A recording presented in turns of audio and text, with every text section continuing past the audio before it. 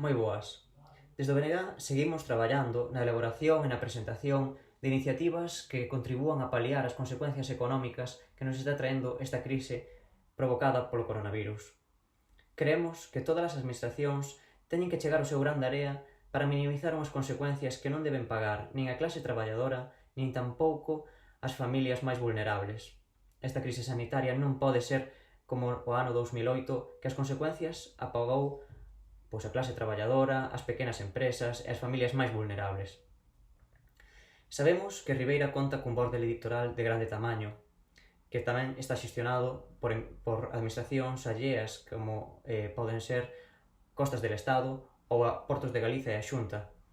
Neste sentido, desde o BNG acabamos de presentar unha iniciativa na que lle pedimos a Portos, a Costas e a propia Xunta de Galiza que estuden todas as vías legais para implementar unha eximición das taxas ás empresas que se localizan neste borde litoral e que se viron obrigadas a pechar pola declaración do estado de alarma.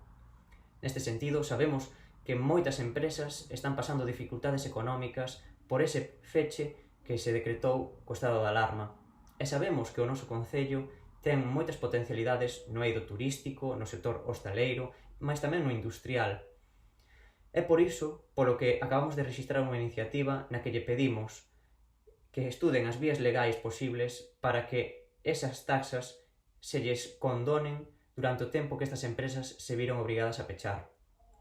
Pero tamén lle pedimos que estuden todas as vías legais para que se poida rebaixar esas taxas nos vindeiros meses, pois sabemos que o turismo, desgrazadamente, non vai a ser igual que outros anos pasados e que, polo tanto, tamén van a redundar na facturación.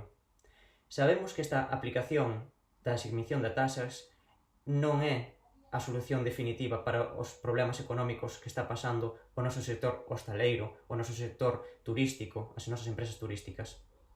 Mais tamén sabemos que esa eximición de taxas e esa condonación pois van a axudar a gañar un pouquiño de liquidez e que, polo tanto, tamén contribuímos a manter o emprego e a manter en activo esas empresas que están radicadas no noso municipio. Son veciños e veciñas de Ribeira que están xerando impacto económico positivo na nosa economía.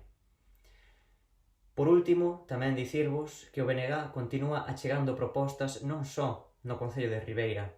Tamén estamos elaborando propostas e presentándoas na Deputación do Parlamento de Galiza, no Congreso e tamén no Parlamento Europeo.